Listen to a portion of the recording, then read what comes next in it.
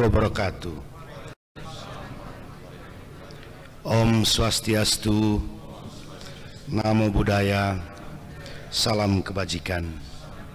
Selamat malam dan salam sejahtera bagi kita semua. Yang kami hormati Bapak Wakil Bupati Manggarai, Bapak Ketua, para Wakil Ketua dan anggota DPRD Kabupaten Manggarai, jajaran Forum Komunikasi Pimpinan Daerah Kabupaten Manggarai, Ibu Ketua Pengadilan Negeri Ruteng, Bapak Ketua Pengadilan Agama Ruteng, Bapak Komandan Kompi Brimob, Bapak Sekretaris Daerah Kabupaten Manggarai, para pimpinan perangkat daerah se-Kabupaten Manggarai dan pimpinan instansi vertikal, para pimpinan partai politik, para camat, lurah dan kepala desa, para kepala sekolah, tokoh-tokoh masyarakat, tokoh agama, tokoh-tokoh pemuda, para pimpinan lembaga-lembaga non-pemerintah, insan pers, masyarakat Manggarai di mana saja berada. Singkatnya seluruh undangan, hadirin dan masyarakat Manggarai yang kami hormati. Sebelum kami menyampaikan pidato ini, perkenankan kami memekikan salam kebangsaan kita. Merdeka! Merdeka! Kita bersyukur kepada Tuhan yang Maha Kuasa, Maha Pengasih dan Penyayang, yang memberikan kesempatan kepada kita sehingga pada tahun 2022 ini kita bisa merayakan hari ulang tahun Proklamasi Kemerdekaan Republik Indonesia secara lebih meriah dibandingkan tahun 2020 dan 2021 yang lalu. Selama 2 tahun tersebut, kita tidak dapat merayakan hari gembira ini karena penyebaran COVID-19 yang sangat masif, terutama menjelang perayaan hari ulang tahun kemerdekaan. Kita semua merayakannya pada saat itu dalam situasi prihatin dan mencekam. Karena itu, kiranya pantas jika pada perayaan hari ulang tahun kemerdekaan Republik Indonesia ke-77 tahun ini, selain merayakannya dengan lebih gembira, kita juga patut melambungkan bagi arwah dari semua saudara-saudari kita yang meninggal karena COVID-19. Seraya memohon maaf atas kegagalan kita semua menghentikan penyebarannya pada saat itu. Permohonan maaf ini bukanlah sebuah basa-basi, namun disampaikan dengan sepenuh-penuh kesadaran. Meski kita tahu bahwa tanggung jawab penanganan COVID-19 bukanlah sebuah hal yang dipikul oleh 1-2 orang pejabat publik pada tingkat manapun, tetapi menjadi tanggung jawab semua pihak, termasuk masyarakat. Kita tidak melupakan periode sulit dan mencekam itu, dan tidak juga kita melupakan begitu saja semua mereka yang menjadi korban. Kita tetap mendoakan mereka semua. Setelah mengenangkan semua itu, maka kini saatnya melangkah maju dan kembali merayakan hari ulang tahun kemerdekaan Republik Indonesia seperti biasanya bertahun-tahun kita rayakan dengan penuh sukacita, dihiasi bendera dan spanduk warna-warni yang disusul dan dilengkapi dengan berbagai perlombaan dan pertandingan olahraga antar kelompok masyarakat dan lain-lain kegiatan yang menyiratkan kegembiraan dan optimisme. Karena kembali kepada perayaan kegembiraan seperti puluhan tahun biasanya terjadi, maka kiranya tepat jika peringatan hari ulang tahun Proklamasi Kemerdekaan pada tahun 2022 ini kembali kita tegaskan spirit nasionalisme dengan terus-menerus membumikan 4 pilar kebangsaan: Pancasila, Undang-Undang Dasar 1945, Negara Kesatuan Republik Indonesia, dan Bhinneka Tunggal Ika, demi tegaknya Panji Indonesia Raya. Fenomena fanatisme kelompok, penolakan terhadap kemajemukan, berbagai tindakan teror, provokasi berlebihan yang sering terjadi melalui berbagai media, terutama media sosial, politik identitas yang mengental, semestinya hari ini kita sudahi. Hal ini merupakan perwujudan harapan untuk bisa pulih lebih cepat dan bangkit lebih kuat menuju Indonesia maju. Seperti tema peringatan hari ulang tahun ke-77 kemerdekaan Republik Indonesia di tahun ini. Seluruh masyarakat Manggarai yang kami hormati, perkembangan secara global pada saat ini menunjukkan bahwa dunia yang kita tinggali sedang dalam kondisi yang kurang baik. Ketika seluruh dunia sedang mengusahakan pemulihan krisis di berbagai bidang akibat pandemi COVID-19, muncul sesuatu yang tidak kita perkirakan sebelumnya, yaitu perang antara Rusia dan Ukraina. Situasi ini menyulitkan semua negara, baik yang terlibat secara langsung maupun tidak langsung dalam perang yang sudah berlangsung berbulan-bulan ini. Juga tentu saja menyulitkan Indonesia, termasuk Nusa Tenggara Timur dan di dalamnya Kabupaten Manggarai. Kini negara-negara yang terdampak perang telah masuk kepada periode resesi. Pada mulanya adalah krisis energi, karena kedua negara ini menjadi pemasok energi, listrik dan gas, baik untuk konsumsi maupun untuk industri di negara-negara Eropa. Setelah krisis energi disusul oleh krisis pangan yang timbul karena Ukraina dikenal sebagai produsen utama pangan, terutama gandum, yang diekspor ke seluruh Indonesia, ke seluruh dunia, termasuk Indonesia. Ketika pangan semakin mahal, maka bisa ditebak pada akhirnya mungkin akan terjadi krisis ekonomi yang lebih luas, yang dampaknya akan sangat buruk bagi kehidupan kita semua. Karena itu, alih-alih menjelaskan capaian-capaian pembangunan nasional dan lokal kita, kami akan memanfaatkan lebih banyak waktu pada malam ini untuk menjelaskan situasi terkini kita dan langkah-langkah strategis apa yang akan diambil untuk mengantisipasi krisis yang mungkin terjadi. Semuanya tentu dilakukan dalam arahan dari pemimpin nasional kita, Bapak Insinyur Joko Widodo dan Kiai Haji Ma'ruf Amin, serta Gubernur NTT Victor Bung Tilu Leskodat dan Wakil Gubernur Yosef Naisoi. Masyarakat Manggarai yang terkasih, memasuki semester kedua tahun 2022, hal yang jelas terlihat adalah adanya perlambatan dalam ekonomi lokal kita. Pertumbuhan ekonomi melambat. Secara lokal, pertumbuhan ekonomi kita pada tahun 2021 adalah sebesar 0,90%, berbalik dari pertumbuhan ekonomi negatif, yaitu minus 0,79% pada tahun 2020. Sekilas memang kita bisa sedikit bernapas lega, karena itu berarti ada peningkatan dalam produksi kita di berbagai sektor.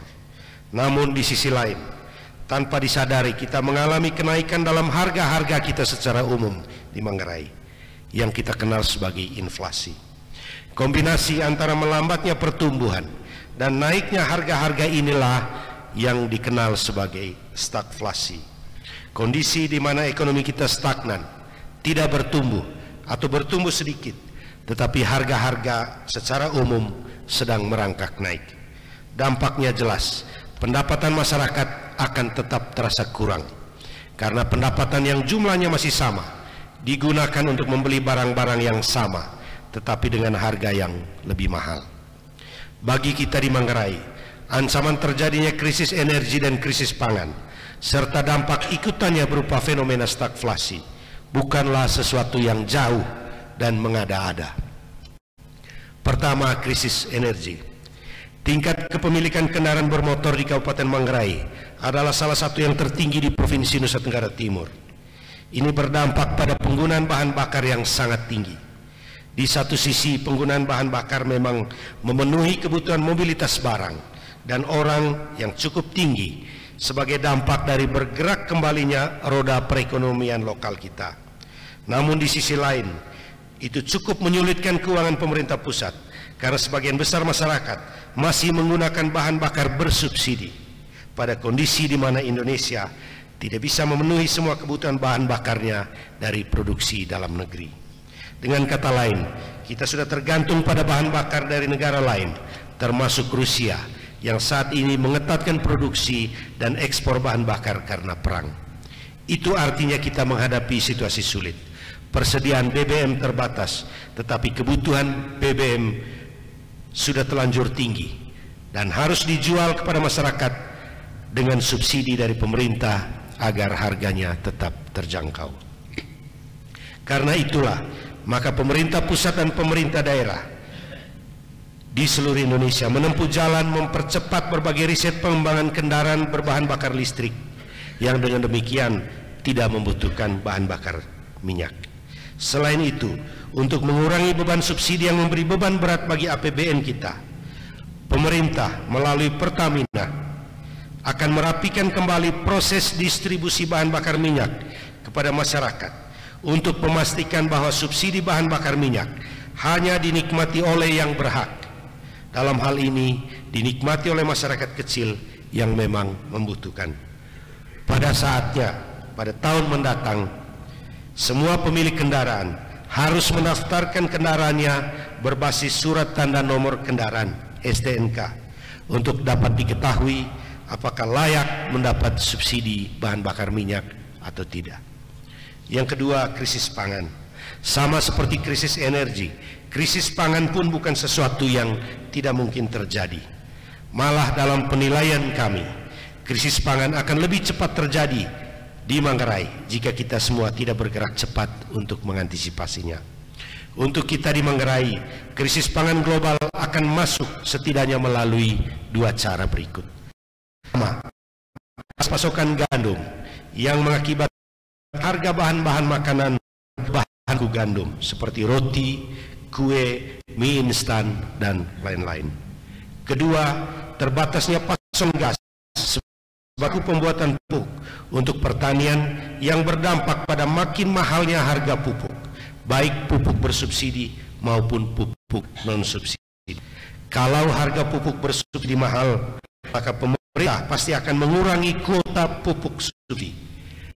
Sedangkan ketika untuk pupuk non-subsidi, maka dengan harga yang mahal pasti tidak akan terjangkau oleh petani-petani kita. Kedua-duanya akan berujung pada penurunan produksi pertanian yang menjadi awal dari krisis pangan.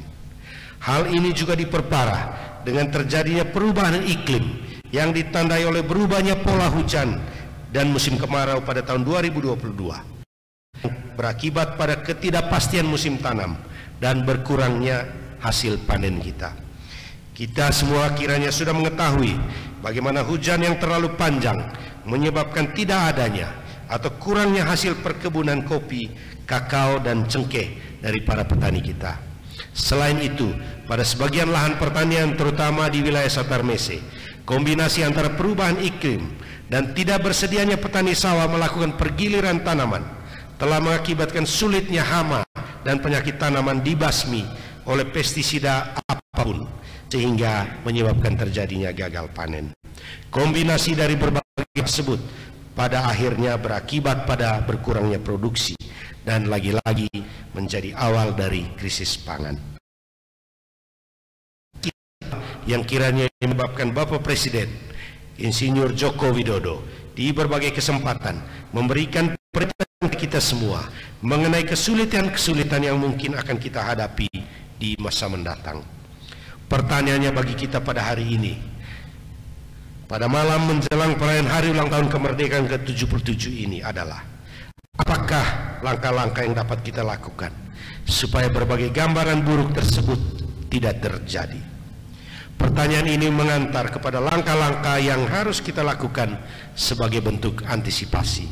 Pertama, sejauh menyangkut antisipasi krisis energi, yang terutama harus dilakukan adalah penghematan pemakaian bahan bakar minyak, sehingga negara ini tidak terbebani dengan subsidi energi yang besar. Harapannya tentu saja adalah penghematan subsidi tersebut akan menyebabkan keuangan pemerintah menjadi lebih baik, sehingga bisa membiayai pembangunan di berbagai sektor secara lebih sempurna. Untuk kita di Kabupaten Manggarai, dukungan masyarakat terhadap perluasan eksploitasi pembangkit listrik tenaga panas bumi Ulumbu adalah sebuah keharusan. Dengan bertambahnya kapasitas listrik yang dihasilkan oleh PLTB Ulumbu, maka kebutuhan listrik masyarakat Manggarai akan terpenuhi sehingga tidak ada lagi daerah di Manggarai yang harus terpenuhi kebutuhan listriknya dengan menggunakan tenaga diesel yang membutuhkan BBM sangat besar. Kedua, mengenai ancaman krisis pangan, dibutuhkan sekaligus beberapa langkah penting di antaranya. Pertama, menggalakkan kembali penanaman dan pengolahan pangan lokal seperti sorghum dan sayur mayur lokal. Kedua, meyakinkan para petani sawah yang tergabung dalam kelompok-kelompok tani untuk melakukan pergiliran tanaman sehingga mematikan siklus hidup dari hama dan penyakit tanaman. Ketiga, memperluas kolaborasi petani dengan perbankan yang menyiapkan modal, termasuk penyediaan pupuk non-subsidi melalui program Pupuk Merdeka yang selama musim tanam April-September sudah dipraktekkan oleh seratusan petani di Kecamatan Lelak dalam kerjasama dengan Bank NTT Cabang Ruteng. Yang keempat, memperluas areal tanam bagi komoditas bawang merah, bawang putih, jagung, kedelai dan cabai, serta berbagai jenis sayuran lainnya.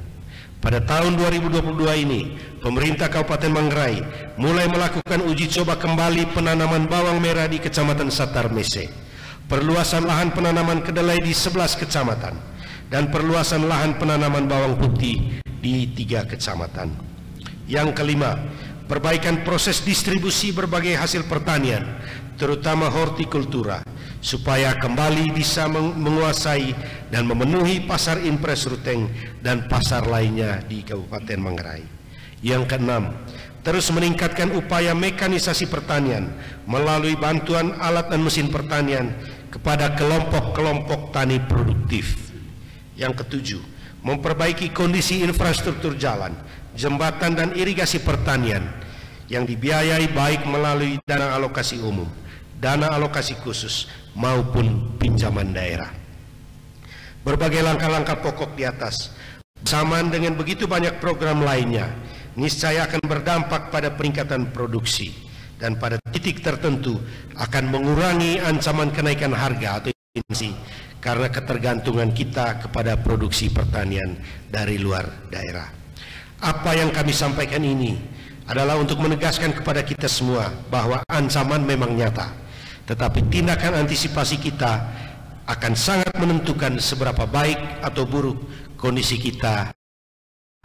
Dengan kata lain, dalam situasi seperti sekarang ini, kita tetap harus mengusahakan terwujudnya sebuah empatan atas, menjadikan situasi sulit ini sebagai sebuah momentum pemulihan dan kebangkitan, sebagai wujud tema hari tahun kemerdekaan Republik Indonesia tahun ini, pulih lebih cepat dan bangkit lebih kuat.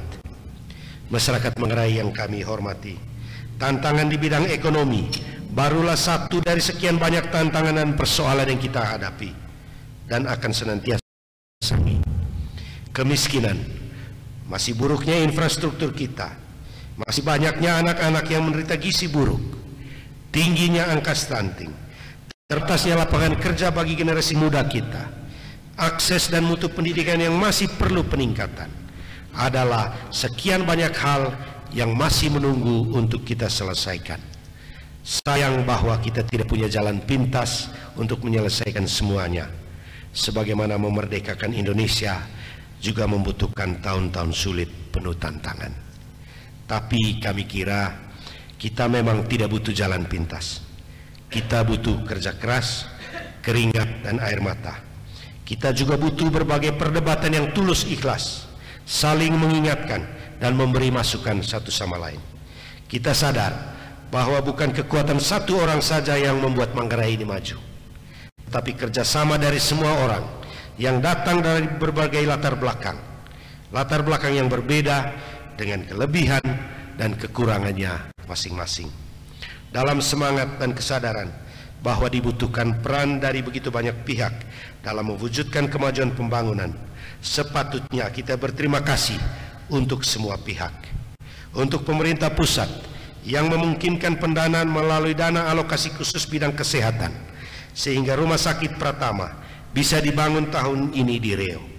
Kita berharap bahwa pada tahun 2023 mendatang, Rumah Sakit Pratama ini sudah bisa melayani seluruh masyarakat di pesisir utara, baik di Kabupaten Manggarai, Manggarai Barat maupun Manggarai Timur. Kita juga berterima kasih kepada pihak Kadin Manggarai yang memungkinkan penyelenggaraan Festival Kopi Manggarai dalam kerjasama dengan Kementerian Pariwisata dan Ekonomi Kreatif, kerjasama dengan berbagai pihak swasta dan pemerintah Kabupaten Manggarai, sehingga kita dapat menyaksikan tumbuh dan berkembangnya berbagai usaha kecil dan menengah di Kabupaten Manggarai yang telah menunjukkan bahwa mereka tetap hidup, tetap berproduksi, bahkan baru mulai berusaha pada era sulit seperti sekarang.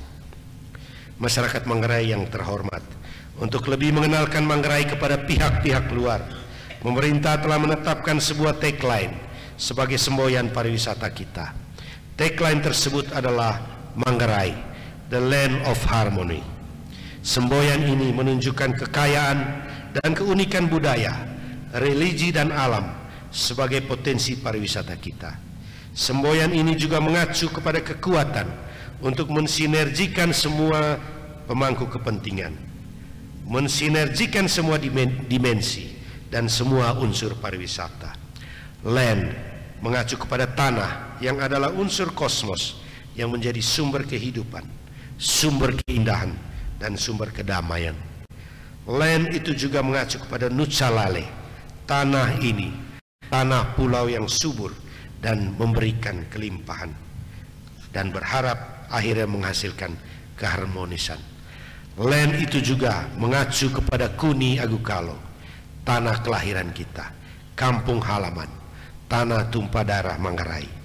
Kuni Agukalo ini terdiri dari dua lingkaran, yaitu lingkaran dalam dan lingkaran luar. Harmoni mengacu kepada budaya, alam dan religi dengan unsur-unsurnya yang menggambarkan kedamaian, keselarasan, dan keharmonisan dalam diri manusia dengan sesamanya, dengan alam, dengan sejarahnya, dan juga dengan Tuhan. Karena itu, tagline Manggarai, the land of harmony, selain menjadi kanal promotif pariwisata Kabupaten Manggarai, dia juga menjadi spirit dan penangkal untuk melawan dampak negatif dari pariwisata itu sendiri, serta untuk mempertahankan dan mengembangkan serta meningkatkan potensi-potensi pariwisata sehingga berbuah dan berbuah lebat. Perkenankan kami pada saat ini berikan apresiasi yang tinggi kepada tim ahli di bawah pimpinan Romo Dr. Ino Sutam yang telah bekerja keras menemui begitu banyak pihak untuk menemukan konsep ini.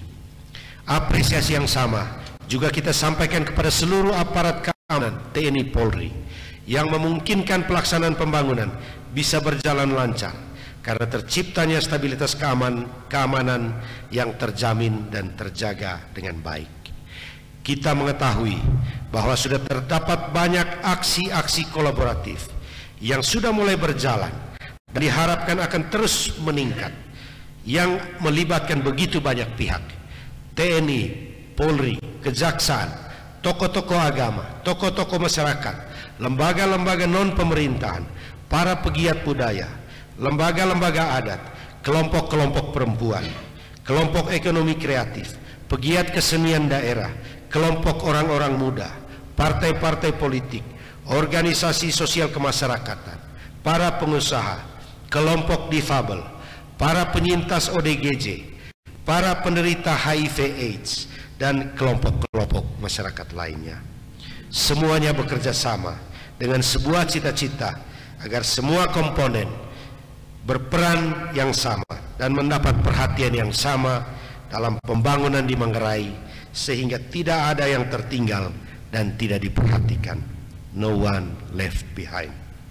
Maka kepada semua pihak yang telah kami sebutkan itu, dan kepada kita semua yang hadir pada malam ini, serta kepada seluruh rakyat Manggarai, kami menyampaikan terima kasih dan penghargaan setinggi-tingginya. Dan pada malam ini kami menyampaikan kepada kita semua, selamat Hari Kemerdekaan Republik Indonesia yang ke-77. Mari tetap bergandeng tangan, tetap bersama-sama untuk pulih lebih cepat dan bangkit lebih kuat. Dirgahayu Republik Indonesia Bupati Manggarai Heribertus Gradus Lajonabit SE MA.